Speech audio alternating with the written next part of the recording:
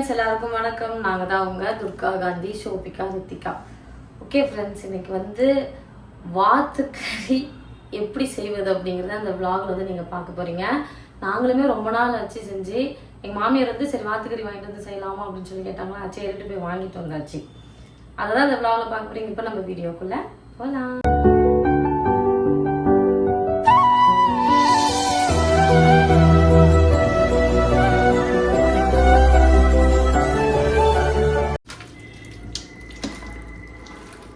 வாத்துக்கறி கழுவிட்டுருக்கேன். மஞ்சத்தூள் போட்டு இதை வந்து கழுவணும். ஏன்னா இதில் கொஞ்சம் ஸ்மெல் அடிக்குது நிறையாவே.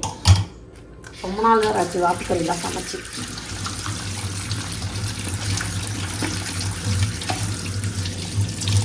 ஒரு வாத்து வந்து பார்த்திங்கன்னா வாங்கிட்டு வந்தோம். இங்கே என்ன கிலோ கணக்கில் கொடுக்கல. ஒரு வாத்து 500 ரூபா அப்படின்னு சொல்லி சொன்னாங்க. அது க்ளீன் பண்ணதுக்கப்புறம் 650 கிராம் தான் வந்துச்சு. 1 கிலோ கூட வரல. கொஞ்சம் கூட தான் கிடைச்சிருக்கு. அதை வந்து ஷேர் பண்ணி சாப்பிட வேண்டியதாக எல்லாரும். இன்றைக்கி வந்து சண்டே இல்லை, அதனால் சும்மா சைடிஷ் மாதிரி தான் எடுத்துகிட்டு போகிறோம். காலையிலே வந்து பார்த்திங்கன்னா இட்லி பண்ணியிருந்தேன். நேற்றுக்கு வந்து அரிசி ஆட்டியிருந்தேன்ல, காலையில் இட்லி பண்ண அந்த இட்லியே பார்த்திங்கன்னா இன்னும் பொசு பொசுன்னு சூப்பராக இருக்குது. இட்லியும் இந்த சுண்டல் குழம்பு வச்சுருந்தேன். கருப்பு சுண்டல் இருக்குது இல்லைங்களா, அது வந்து குழம்பு வச்சுருந்தேன். அதனால சரி கம்மியாக எடுத்தால் போதும், சண்டே அன்னைக்கு இன்னும் சூப்பராக சமைச்சிக்கலாம் அப்படின்ட்டு, வேறு மாதிரி ஸ்பெஷலாக சமைச்சிக்கலான்ட்டு. என்ன வாத்துக்கறியா? நீ தான் வாத்துக்கறி எடுத்து சொல்லிட்டு வீடியோக்கோசரம் வாத்துக்கறியான்னு ஞாயிற்றுக்கிழமை பிள்ளைங்களும் விட்டுட்டு இருப்பாங்க. எல்லாம் இன்னும் கொண்டாத்துல வந்துருவாங்க. இந்த கறி திங்கிறதுக்கு பிள்ளைங்க வந்து பார்த்தா போதும், சட்டியில் 4 கறி இருக்கும். இருந்தாலும் நம்ம வீட்டில் நிறைய கறி எடுத்துட்டு இது கொஞ்சோண்டு கறி பார்க்குறது கொஞ்சம் சங்கடமாக தான் இருக்குது. சரி, இப்போ நம்ம டக்குன்னு செய்யலாம். இப்போ வந்து பார்த்திங்கன்னா இஞ்சி, பூண்டு, பச்சை மிளகா இதை வந்து மிக்ஸி ஜாரில் போட்டு ஃபஸ்ட்டு அரைச்சிக்கலாம். நிறைய ரெசிபி பார்த்தேன், ஒவ்வொருத்தரும் ஒவ்வொரு மாதிரி சொன்னாங்க. சரி இதெல்லாம் வேலைக்காவது நம்ம ஸ்டைலில் பண்ணிக்கலாம் அப்படின்ட்டு. சரி ஓகே, நம்ம வந்து பார்த்திங்கன்னா வாத்துக்கறியை ஃபஸ்ட்டு வேக வைக்கும். சீக்கிரமாக வந்துடுமா லேட்டாக வேகுமா? ஏமா? சரி கொஞ்சமாக வந்து பார்த்திங்கன்னா எண்ணெய் சேர்த்தியாச்சு. இஞ்சி, பூண்டு, பச்சை மிளகா வந்து அரைச்சி வச்சுருக்கேன். இதை வந்து சேர்த்தணும். அடுத்தது இஞ்சி, பச்சை மிளகா, கருவேப்பிலை எல்லாத்தையும் போட்டு பச்சை வாசனை போக அரைச்சி வாத்துக்கறியை உள்ளே போட்டு வேக வச்சு ஒரு ட்ரை தான் வந்து நம்ம பண்ண போகிறோம். வாத்துக்கறியை சேர்த்துக்கலாம். மஞ்சத்தூளை போட்டு நல்லா கழுவுன்னு கழுவி எடுத்தாச்சு. இதில் 1-2 முடி வேறு இருந்துச்சு, அதையும் பொறுக்கி எடுத்துக்கும். கம்மியாக தான் இருக்கு.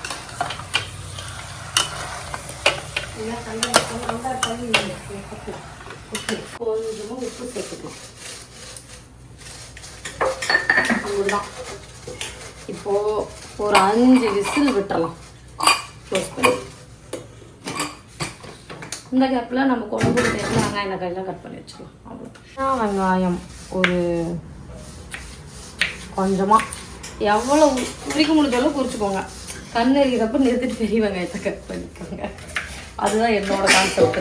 ஃபுல்லாக எது இந்த சின்ன வெங்காயம் நான் உரிக்கல, மாமியார் தான் உரிச்சாங்க. இன்னும் தும்பி காமிக்கிற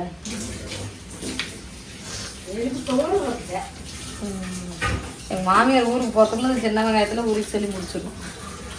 அதுதான் என்னோட டார்கெட்டு. சோறு ஆக்கிடலாமாம்மா? இட்லி வேறு இருக்குது.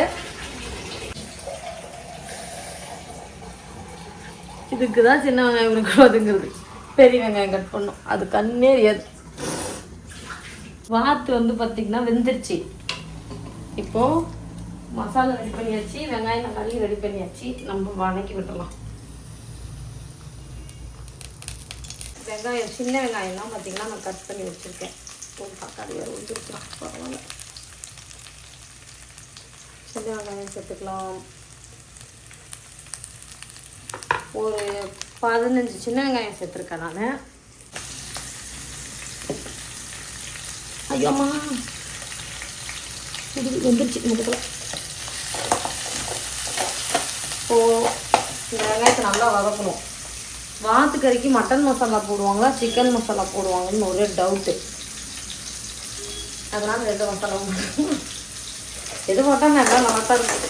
கறி வெறும் உப்பு போட்டு வேக வச்சு சாப்பிட்டாலும் நல்லா இருக்கும். இந்த வெங்காயம் நல்லா கோல்டன் ப்ரௌன் வர வரைக்கும் நம்ம வதக்கிக்கலாம்.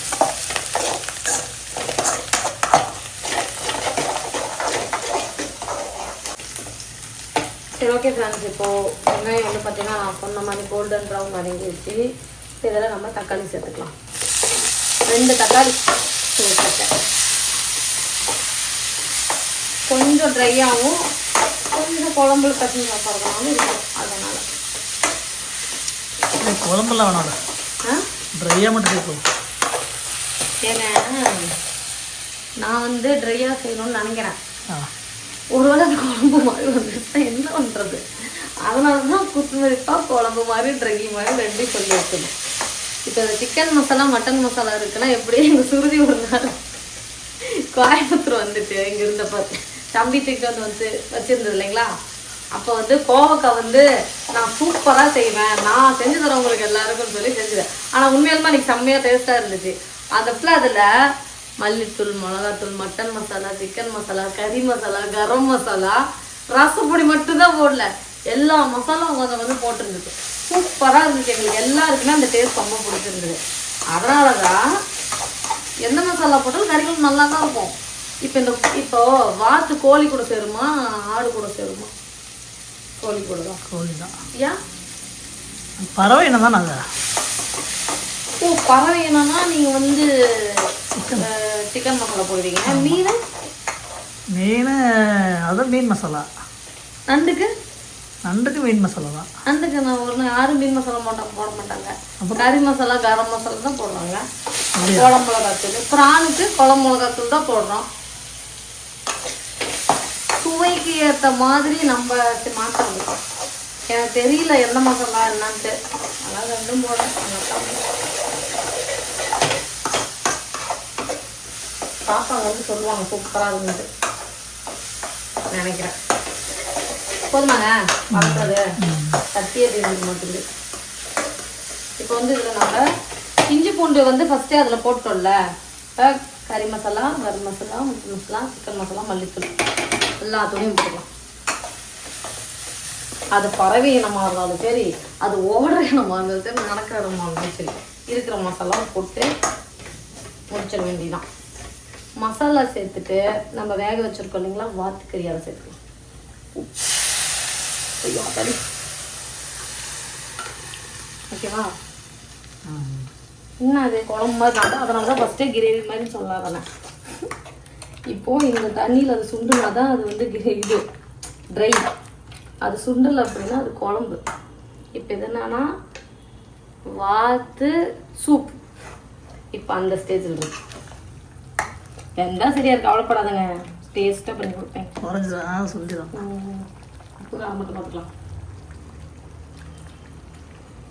எல்லாருமே மட்டன் குழம்பு மாதிரி தான் இருக்குது. உப்பு போதும் நினைக்கிறேன். இப்போ நம்ம சாப்பாட்டில் பேச சாப்பிடுவோமா?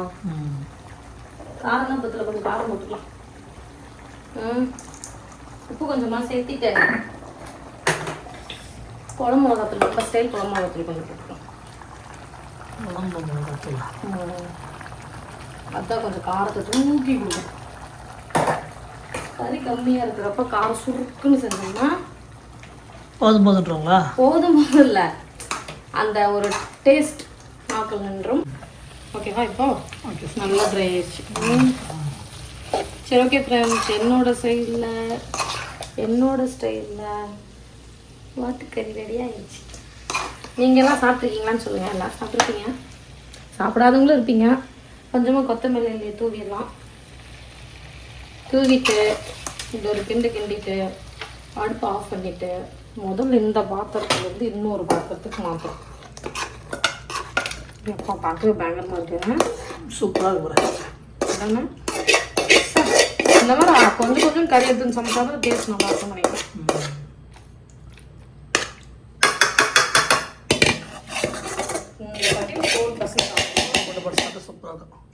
அதுக்காக இப்போது மேலே வந்து நம்ம கொத்தமல்லி இலைகளை தூவி விட்டுடலாம். திரும்பவும் என்னோட ஸ்டைலில் வாத்துக்கறி வந்து பார்த்திங்கன்னா சூப்பராக ரெடி பண்ணிட்டேன். நல்லா கலர்ஃபுல்லாகவும் இருக்குது, பயங்கரமாகவும் இருக்குது.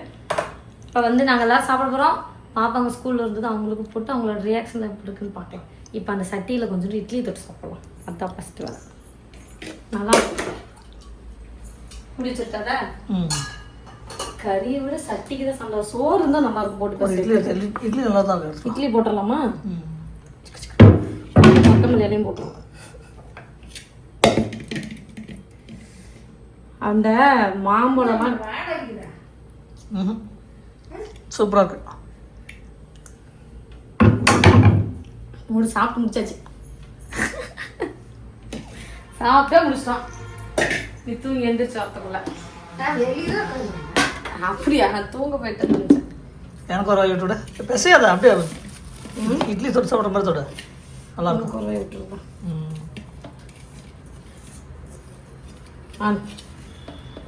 கொஞ்சம் கொஞ்சமாக விட்டுப்பா. அதில் பாதி மட்டும் விட்டு. இதெல்லாம் அப்படி சாப்பிடணுங்க. கொஞ்சம் சாப்பிடலாம். Foreign style. எப்படி இருக்கு? சூப்பராக இருக்கு. கடையில் சாப்பிட்ற மாதிரி இருக்கா? அன்னைக்கு ஒரு நாள் சொன்னி அந்த மாதிரி இருக்கா? அம்மா ஒரு வாய் விட்டு. என்னம்மா? வாங்க. எப்படி இருக்கா?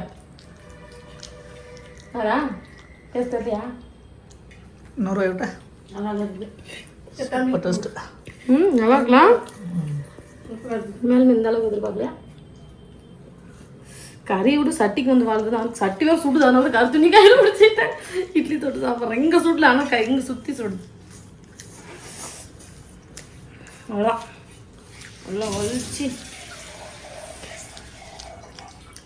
இட்லி கூட வாத்து கறி கிரேவி நல்ல பீஸ் வச்சு சாப்பிடணும் சொல்கிறேன். இது சோபிக்காக்கு ரித்திகாவுக்கு எனக்கு. இது எங்கள் மாமியாருக்கு எங்கள் வீட்டுக்காக இருக்கும். பங்கு போட்டுட்டோம்.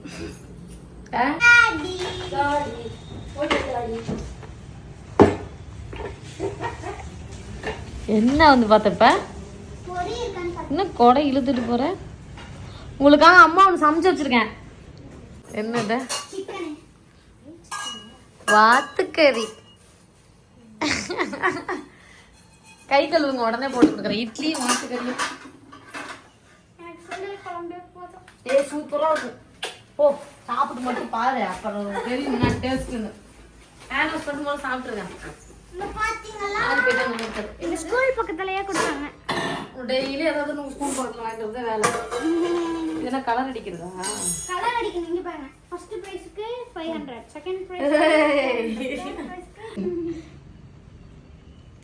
சிக்கன் மாதிரியே இருக்கு. சாப்பிடு கொஞ்சம் காரமா இருக்கு. சாப்பிடு அப்பதான் நல்லா இருக்கும். ட்ரை பண்ணு.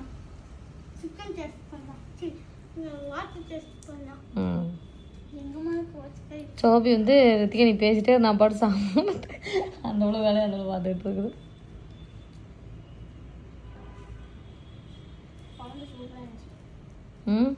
கிரேவி நல்லா இருக்கா? காரசாரமாக இருக்கா?